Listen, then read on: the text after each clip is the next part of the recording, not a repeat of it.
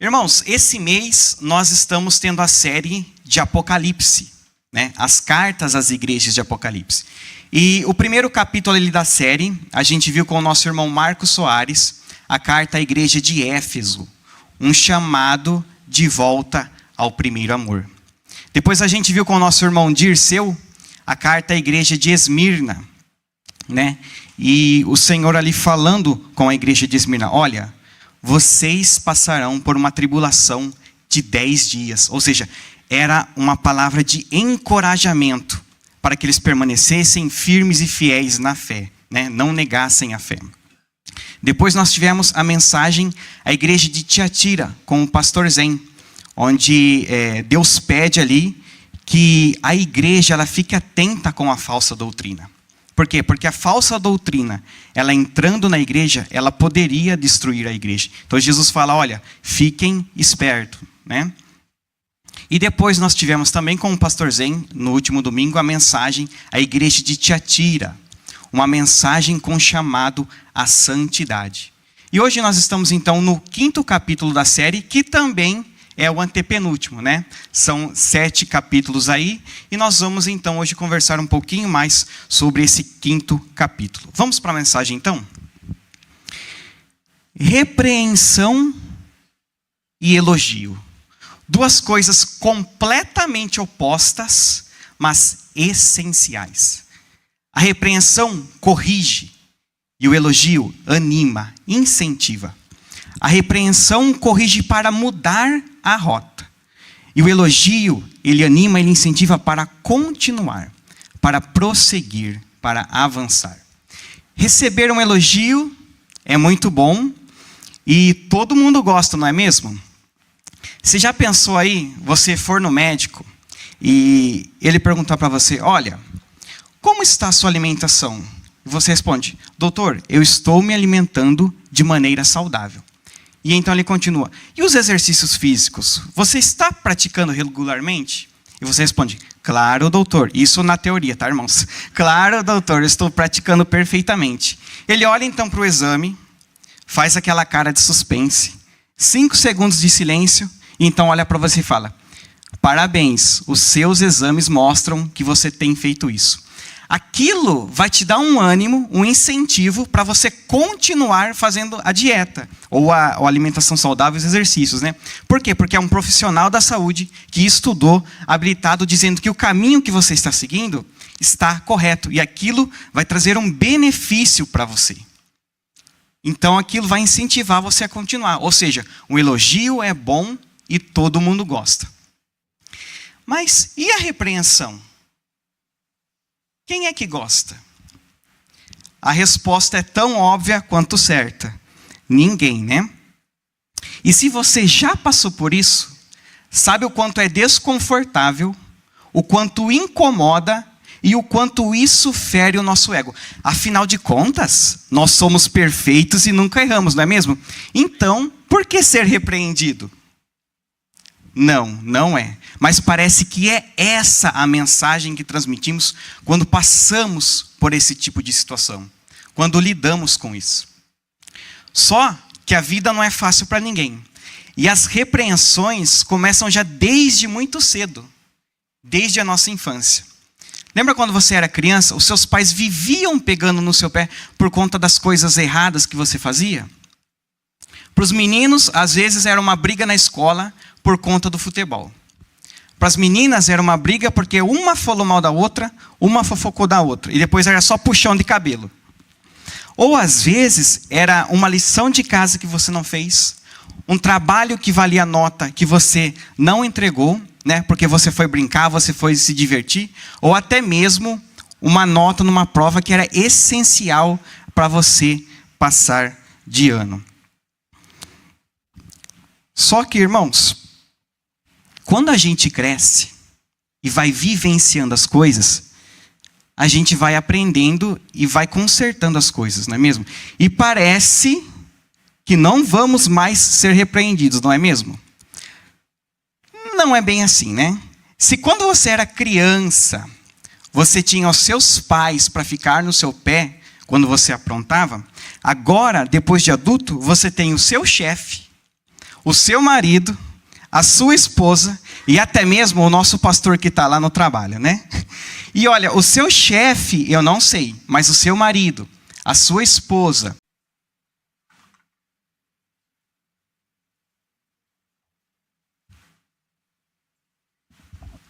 Irmãos, eu vou ler na corrigida fiel, tá? E ao anjo da igreja que está em Sardes escreve: isto diz o que tem os 7 Espíritos de Deus e as 7 estrelas. Conheço as tuas obras, que tens nome de que vives e estás morto. É Cristo que está falando isso, hein? Sê vigilante e confirma os restantes, que estão para morrer, porque não achei as tuas obras perfeitas diante de Deus. Lembra-te, pois, do que tens recebido e ouvido, e guarda-o e arrepende-te. E se não vigiares, virei sobre ti como um ladrão, e não saberás a que hora sobre ti virei. Mas também tem em Sardes algumas poucas pessoas que não contaminaram as suas vestes, e comigo andarão vestidas de branco, porquanto são dignas disso. O que vencer será vestido de vestes brancas, e de maneira nenhuma arriscarei o seu nome do livro da vida, e confessarei o seu nome diante de meu Pai e diante dos seus anjos. Quem tem ouvidos, ouça o que o Espírito diz às igrejas. Quem se apresenta aqui, numa visão bela e gloriosa, é o Cristo vivo e ressurreto. Ele é aquele que tem os 7 Espíritos de Deus e as 7 estrelas. Bom, as 7 estrelas, nós já vimos ali no primeiro episódio da série, né? Que são os 7 anjos das 7 igrejas. Mas e os 7 Espíritos de Deus? O que são? De acordo com Apocalipse, capítulos 4 e 5, os 7 Espíritos de Deus são 7 lâmpadas de fogo, 7 chifres e 7 olhos. As 7 lâmpadas falam daquele que ilumina e traz a luz, daquele que revela tudo aquilo que está escondido, daquele que tira das trevas para expor, para trazer a luz, né? Os 7 chifres, símbolo de poder na Bíblia, mostram que ele é aquele que tem todo o poder e autoridade, e que todo o domínio está debaixo do seu governo, debaixo dos seus ombros. E os 7 olhos mostram que nada escapa da sua visão. Ele é aquele que tudo vê. O ingênuo ser humano que faz tudo por debaixo dos panos para obter vantagem sobre os outros, achando que ninguém está vendo, não conseguirá esconder a sua sujeira debaixo do tapete. Não conseguirá esconder daquele que tem os olhos atentos em toda a terra. 7 na Bíblia fala de perfeição, plenitude e completude. Essa linguagem aqui dos 7 Espíritos de Deus é uma maneira simbólica de mostrar o poder e a majestade plena, perfeita e completa de Jesus Cristo. E é Ele, o próprio Jesus, quem vai, através dos seus anjos e através de João, trazer a sua mensagem para cada uma dessas igrejas. E a mensagem de hoje é sobre a igreja de Sardes. Mas quem é Sardes? Uma igreja que aparece apenas no livro de Apocalipse e uma igreja que tem apenas 6 versículos da Bíblia dedicados a ela. Seria ela importante ou teria ela algo a nos ensinar? Sardes, ela fica na região, que hoje é a região da Turquia, mas que também já foi conhecida como Ásia Menor. Tá? E se a gente pudesse ali fazer uma visita na região, nós iríamos encontrar hoje nas ruínas da cidade a presença de ovelhas, né? Por quê? Porque Sardes ela já foi muito grande no comércio da indústria de lã e de tinturaria. E Sardes ela também já foi uma cidade muito próspera. E ela era a capital de um reino que era o reino da Lídia, que foi quase que um império. Mas como assim ela não era tão expressiva, poderia ser considerado um reino que era o reino da Lídia, né? Então ela era muito forte na indústria de tinturaria de lã. Se a gente visitasse ali a cidade, a gente ia encontrar muita ovelha, porque era o pelo da ovelha que era utilizado como material, né? E essa produção que eles faziam com lã era a produção de tecido muito fino, coisa chique mesmo, sabe? Eram roupas coloridas, já que eles tinham um ramo muito forte da tinturaria, eles produziam tecidos coloridos, tapete fino, coisa chique. Então, se você fosse recém-casada, tivesse aí numa viagem de lua de mel, uma viagem romântica, ou até mesmo em família, e passasse por Sardes, roupa fina, chique, colorida e tapete top é o que você ia levar para casa. Mas nem só de lã vivia Sardes. Havia algumas coisas não tão agradáveis assim lá. Sardes, ela era o centro de culto da deusa Cibele, uma religião misteriosa, tá?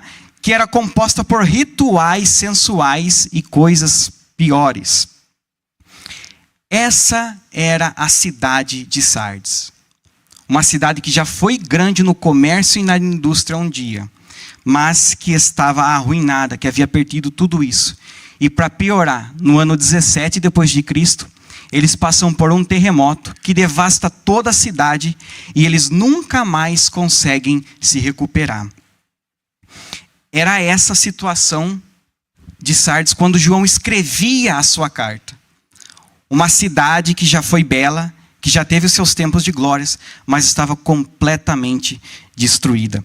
E assim como Jesus ele trazia os seus ensinos no Evangelho, falando do reino, comparando com as coisas da terra, da mesma maneira, Jesus trará a sua mensagem para a igreja de Sardes, comparando com a ruína da própria cidade.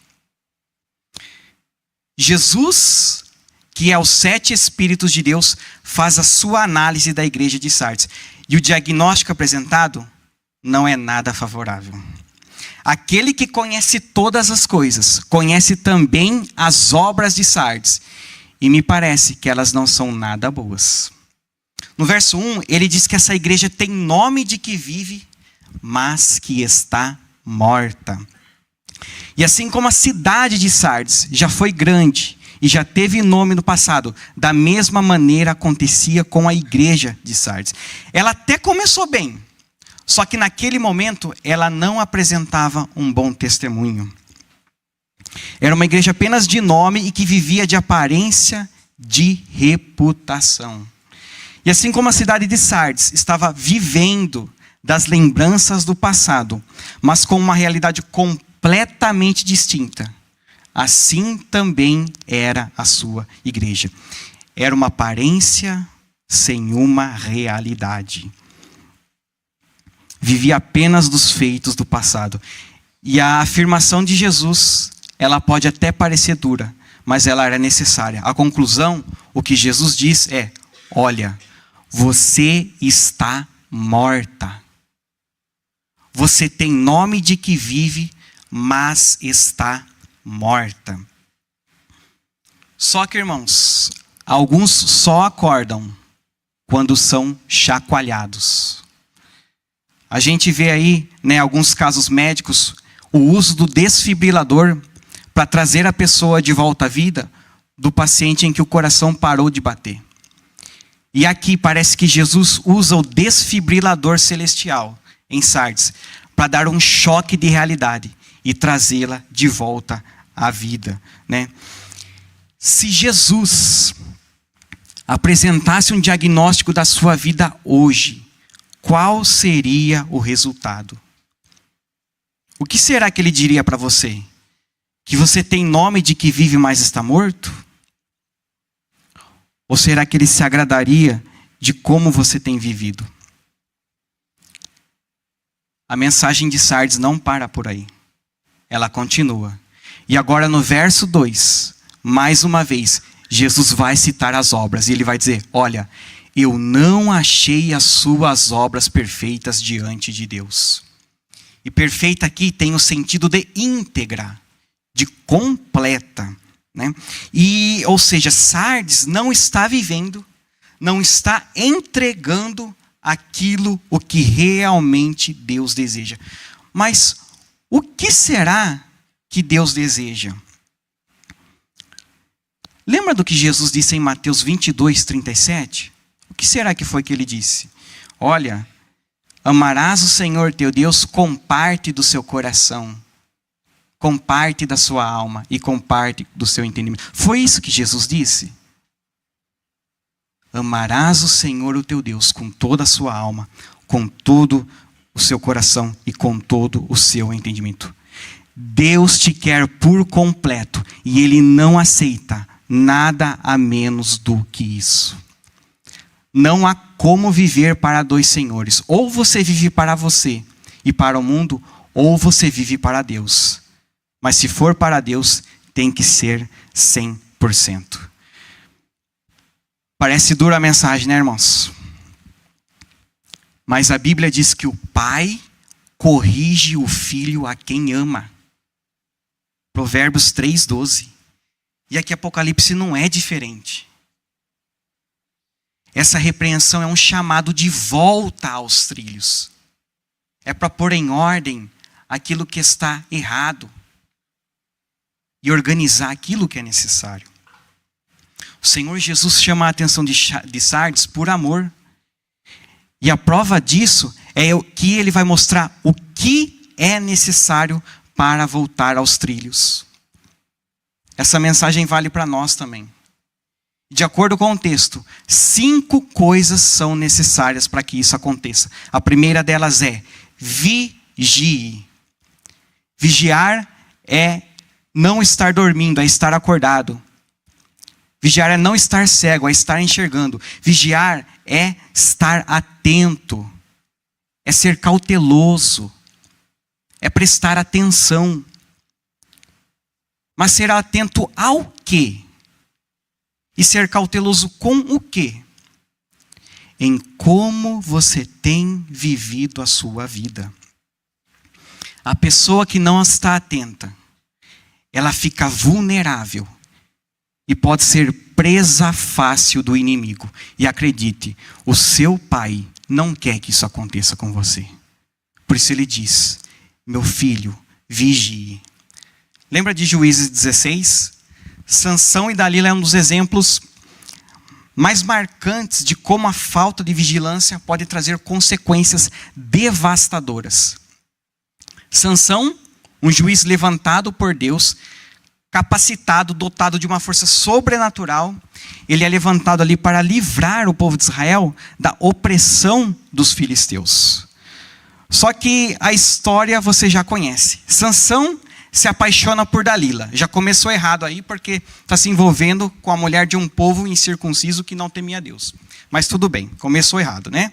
E Dalila, ela é enviada pelos filisteus para descobrir o segredo da força de Sansão, que obviamente não era a lata de espinafre do papai, né?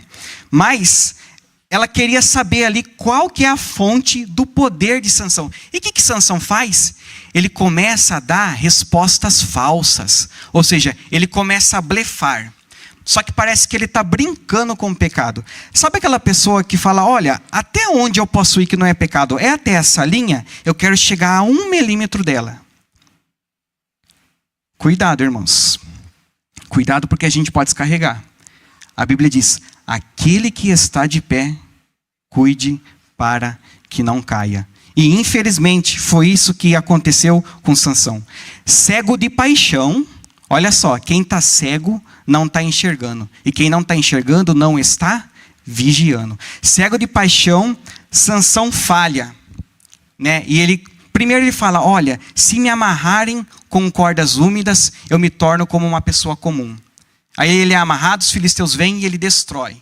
Depois ele fala, se me amarrarem com uma corda virgem, que nunca foi usada, eu me tornarei como um homem comum. E então ele é amarrado, vem os filisteus, mas ele os destrói. Ou seja, será que ele não percebeu a intenção de Dalila? Que está toda hora ali perguntando para ele, viu, qual que é o seu segredo? E aí o pessoal tenta aplicar aquilo contra ele, só que ele tem sucesso, né? Mas por falta de vigilância, chega uma hora que Sansão conta a verdade, de que os seus cabelos não poderiam ser cortados por conta do voto de Nazireu. E quando Sansão conta, sabe o que Dalila faz? Faz ele dormir no seu colo. Quem está dormindo não está acordado. E quem não está acordado não está vigiando. Sansão dorme e o cabelo dele é cortado. A partir daí, irmãos, é só desgraça. Ele perde a força, os filisteus capturam ele, perfuram os olhos dele, levam ele preso para trabalhar como escravo. A falta de vigilância resultou em humilhação e numa morte trágica de Sansão. Quando Deus diz, meu filho, vigie, sabe por quê? Ele não quer que isso aconteça com você. O pai corrige o filho a quem ama. As consequências foram terríveis, irmãos. E Deus, ele se preocupa com a gente. Que pai, que mãe que gosta de ver o seu filho passando por uma situação ruim? Ninguém, não é mesmo? Então, atenda ao chamado do Senhor. Ele está te chamando, meu filho, vigie. Segundo, fortaleça, consolide, confirme, reforce aquilo que está para morrer. O verso 2 nos convida a fazer isso. Apesar das obras de Sardes não estarem completas, eles tinham ali alguma coisa para oferecer a Deus. Coisa essa que estava para morrer, para desaparecer. Só que o Senhor fala, meu filho, não deixe esse pouco que você tem morrer não. Fortaleça, trabalha nisso, consolida isso. O que você tem feito pouco que está para morrer? É a oração? Quantas vezes você ora por dia? 1, 2, 3, como Daniel? O dia tem 24 horas. Quanto desse tempo você tem dedicado de oração a Deus? 2, 3, 5 minutos? Eu pergunto, é possível desenvolver um relacionamento de intimidade, de profundidade com Deus, conversando apenas 2 minutos por dia com a pessoa? Eu acredito que não. Se for isso que está para morrer na sua vida, Deus fala, meu filho, fortaleça isso. Continue conversando comigo. Eu quero continuar ouvindo a sua voz.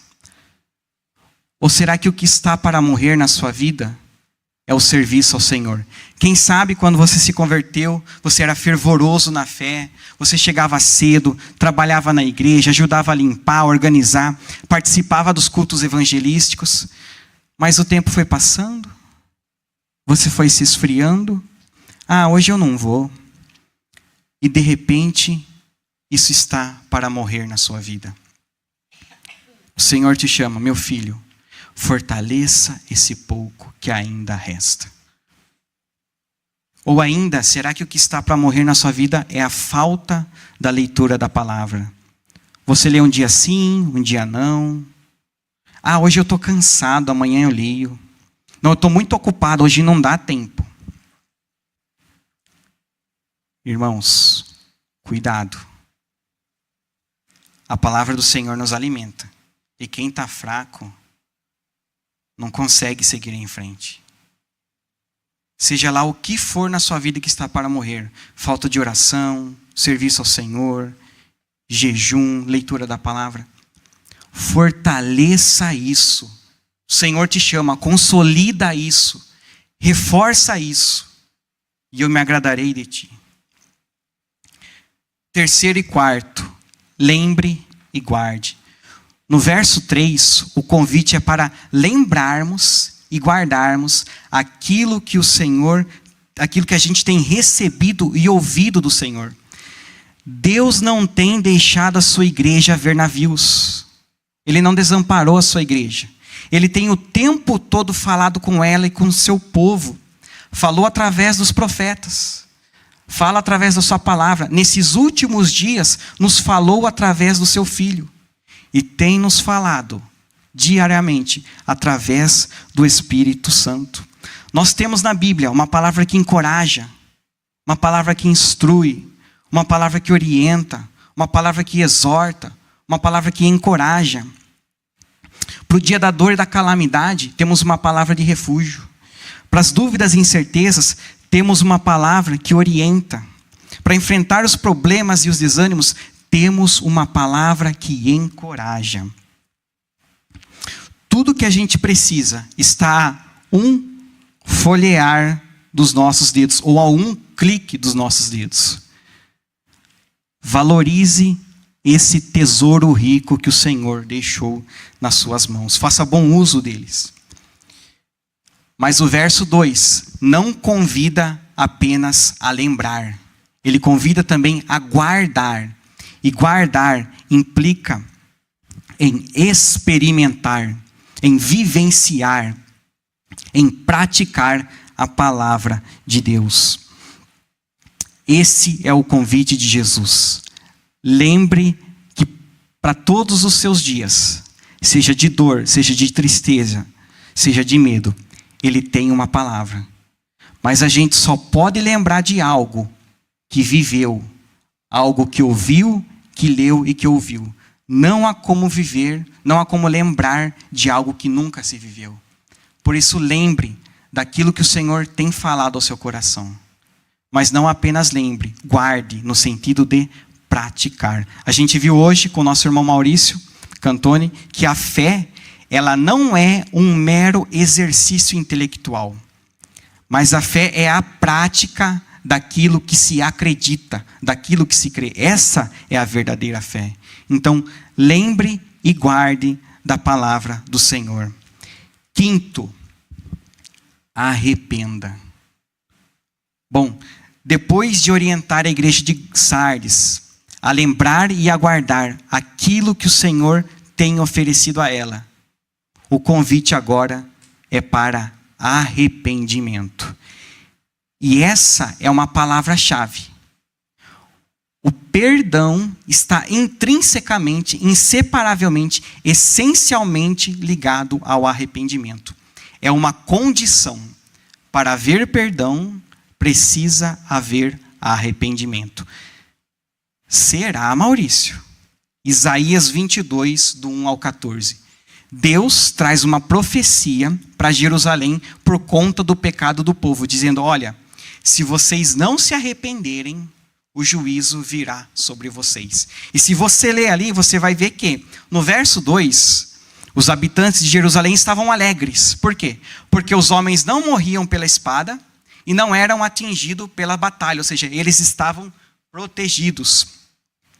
Só que quando você avança na leitura, você vê um contraste. Se no verso 2 eles estão alegres, no verso 12, Deus os chama para chorar, lamentar e arrepender. Só que, infelizmente, eles não dão ouvidos. E Deus fala, ah é? Vocês não querem se arrepender? Então, infelizmente, o juízo virá sobre vocês. Tempos mais tarde, a Babilônia vem, invade Jerusalém, mata muitas pessoas e leva muitas presas. Ou seja, o juízo chegou porque eles não se arrependeram.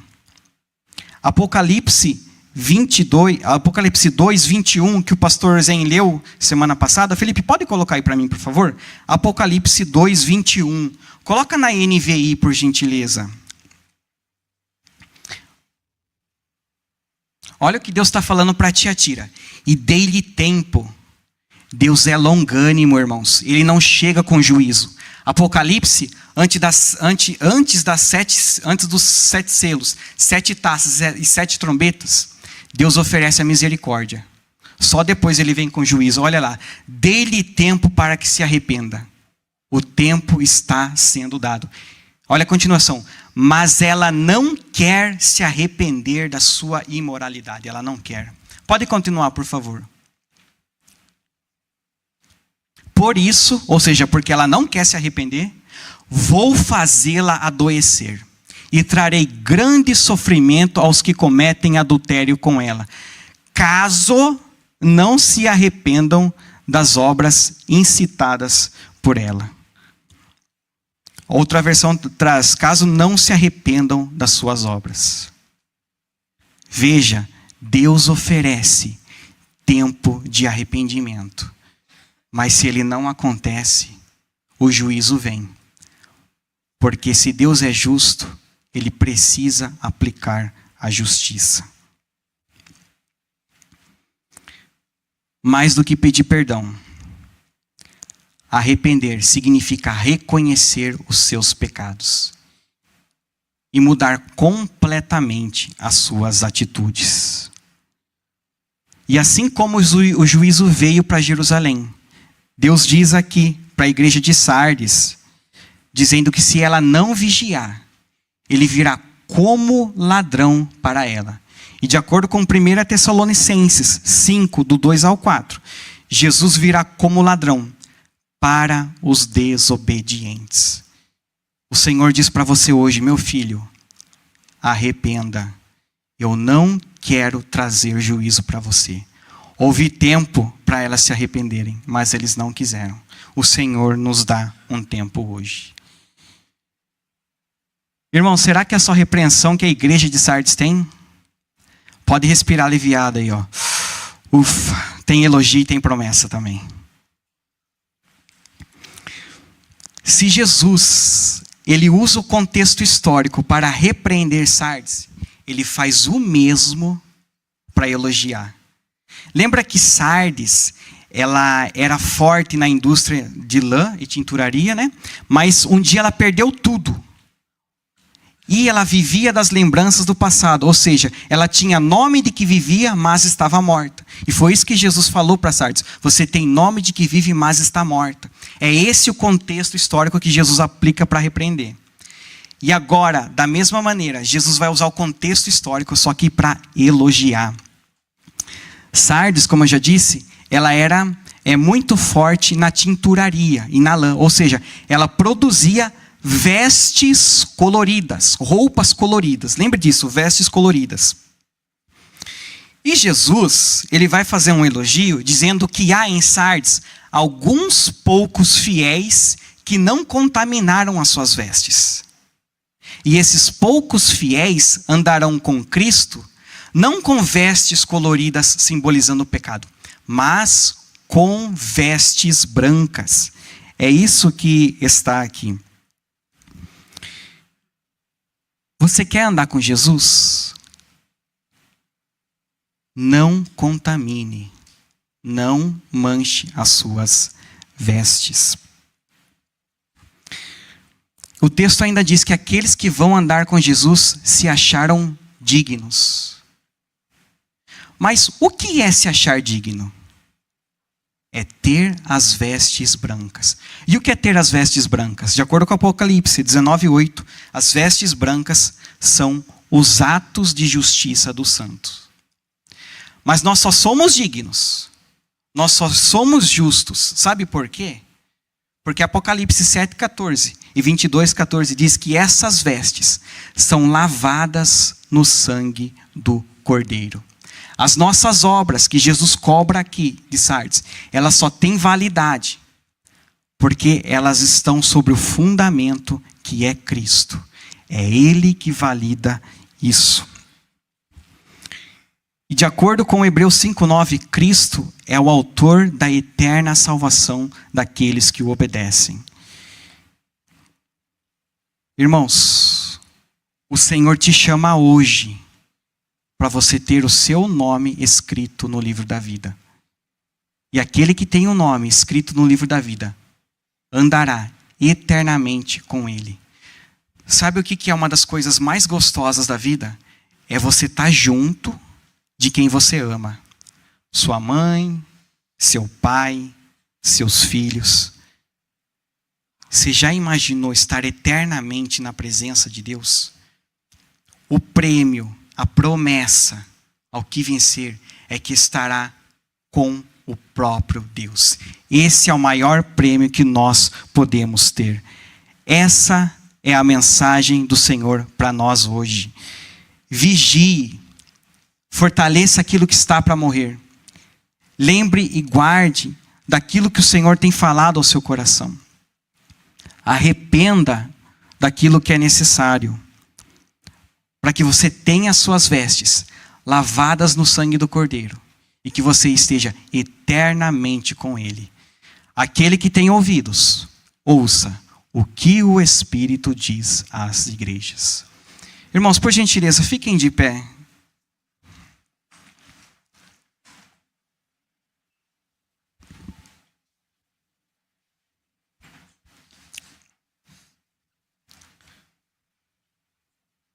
Pai, quando a gente começa a leitura ali, ela parece dura.